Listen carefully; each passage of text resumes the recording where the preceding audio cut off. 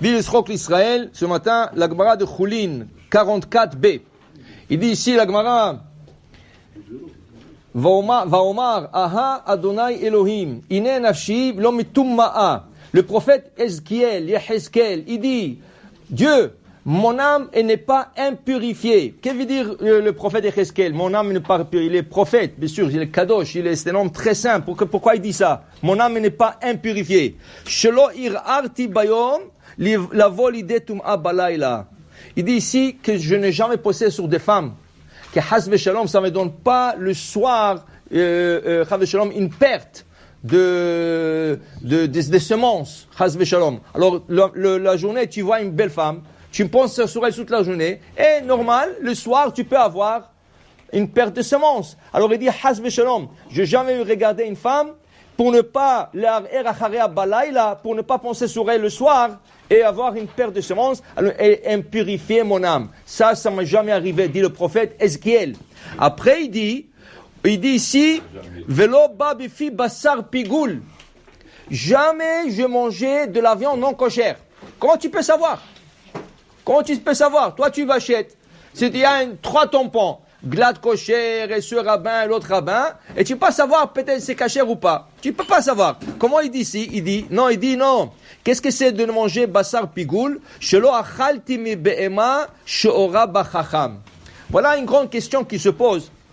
Il y a des animaux où il se pose une question. Est-ce que c'est cachère ou pas? Alors, tu emmènes ça devant un rabbin, un spécialiste, il dit, oui, c'est cachère. Le fait déjà de poser la question, c'est pas bon. Rien que de poser la question, est-ce que c'est cachère ou pas, c'est déjà pas bon. Et c'est pour ça qu'il y a 3 catégories. Il y a 3 catégories dans les animaux. Il y a le cachère. Cachère, ça veut dire, ils ont fait la shhita, et le shohet, il a eu un doute. Il le pose la question à un rabbin. Le rabbin, il dit cachère. Cet animal est pas cachère. Ah, mais comment? Le rabbin a dit cachère. Oui, mais le fait qu'il y avait une question, c'est déjà pas cachère. Glat. Moi, c'est glat. Glat, c'est un mot yiddish. Glat, c'est un mot yiddish. En yiddish, comment tu dis lisse? Glat. Alors, une compagnie ici, elle a pris le mot glat et ils ont mis ça comme leur nom de compagnie. Mais en vérité, glat, ça veut dire que quand le shohet a égorgé, c'était lisse. Il n'y avait pas de question. Ok? Mais maintenant, au niveau du lisse, il y a deux niveaux. Il y a un niveau du lisse, ça veut dire que tu prends le poumon de l'animal, et l'animal, vous savez, la vache, c'est un être très fragile. Dès qu'il y a un avion qui passe sur elle, elle a peur. Tout de suite, il y a un trou qui se forme dans son poumon. Maintenant, ce trou-là, il cicatrise. Alors, quand tu ouvres l'animal, là, et tu vois le poumon, qu'est-ce que tu vois? Tu vois un trou cicatrisé. Okay? Maintenant, il y a des cicatrices qui sont acceptables, il y a des cicatrices qui ne sont pas acceptables. Quelle est la différence entre les cicatrices? Si je peux prendre là, le filament là, c'est un filament qui a l'air comme une salive épaisse. La salive épaisse là, je le prends et je suis capable de mettre le poumon sur une table et je prends avec le doigt comme ça et ça s'enlève. Ça, on dit ça c'est pas une cicatrice. Ça, c'est rien comme de la salive, c'est permis. Mais si je dois tirer le fil, ce n'est plus halak, ce n'est plus glatt. Et là, c'est pas caché. Ça, c'est une opinion ashkénaze. Mais le Shulchan Aruch, Rabbi Yosef Karo, demain ça va être Saïloula, Bezrat Hashem. Rabbi Yosef Karo, il vient de Shulchan Aruch, il dit, le poumon doit être 100% lisse, sans rien du tout. Aucun fil.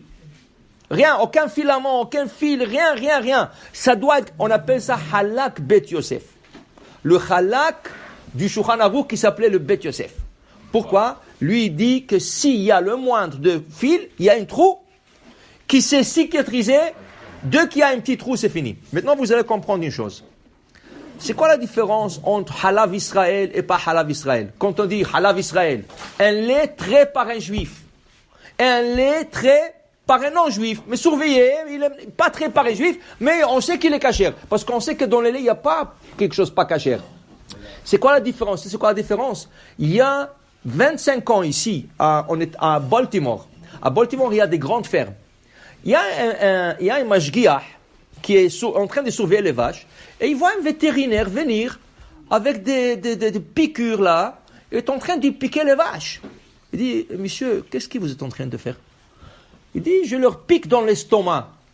pourquoi vous leur piquez dans l'estomac? Il dit, parce que tu sais que la vache, elle a 4 estomacs.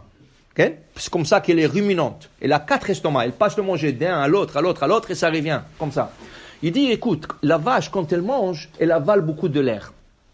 Quand elle avale de l'air, ça fait gonfler son estomac, ses estomacs. Et les estomacs, quand ils sont gonflés, ils ne produisent pas beaucoup de lait.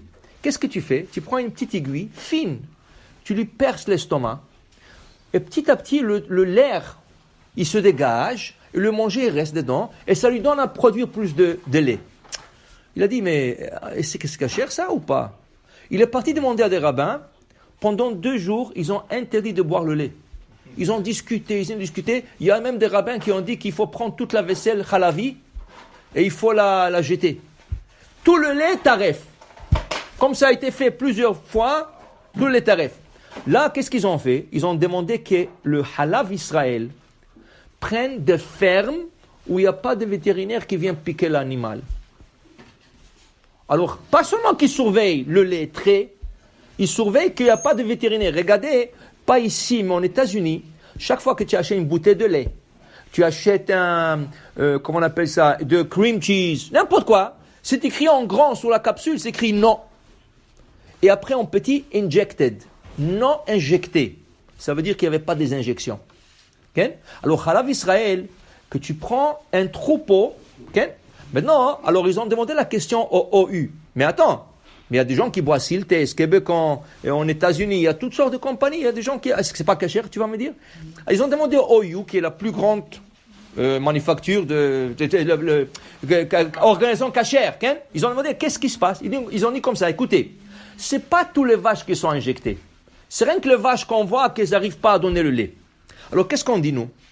C'est sûr que si la vache a été injectée, elle n'est pas cachère, sa viande n'est pas cachère et son lait n'est pas cachère. Ça c'est sûr, tout le monde sont d'accord, il n'y a pas de discussion. Il n'y a aucun rabbin qui va te dire que c'est cachère, aucun. Le problème, la chose est, ce n'est pas toutes les vaches qui sont injectées. Alors nous, on se base sur le fait de Batel Beshishim. On suppose que sur chaque vache injectée, il y a 60 qui ne sont pas injectées. Alors on suppose que ce lait trait, il s'annule 60 fois sa quantité. Alors c'est une supposition. Alors tu as le droit de le boire. C'est une halakha. Ça permet. Mais ceux qui sont plus stricts, ils ne veulent pas prendre de la chance. C'est ça qui te dit ici le prophète Ezkiel. Je n'ai jamais mangé de quelque chose qui est en question. Si quelqu'un m'a dit, tu sais, il y a un doute, mais c'est permis. Il a dit, je n'ai jamais mangé de ça. Ça veut dire que, essaye de manger quand tu manges. Mange quelque chose qui est sans question. Il y a des gens que tu leur dis, tu sais, hein, pas grave, dis-moi, c'est cachère ou pas? Ah, c'est cachère, c'est, ils mangent. Kol d'orbekol. Okay? Quand tu manges quelque chose, si tu vas prendre un verre d'eau, écoute ça, un verre d'eau, et quelqu'un va dire, oh, ne bois pas ce verre. Pourquoi? Il dit, j'ai écouté à la radio qu'il y a une possibilité de 1% de poison dans l'eau. 1% de poison, mais 99% c'est de l'eau, il n'y a pas de poison. Tu vas le boire? Jamais de la vie. Tu vas même pas prendre le 0.0001. Okay? Alors pourquoi tu prends le doute, c'est cachère ou pas cachère? Ne prends pas ce doute sur toi. Ne prends pas. Si c'est cachère, tu le manges. Si c'est pas cachère, il y a quoi à manger. C'est pas qu'il manque dans notre génération quoi à manger. Alors enlève-le de toi. C'est ça qui dit le prophète. Jamais je rentrais dans ces doutes. Amen.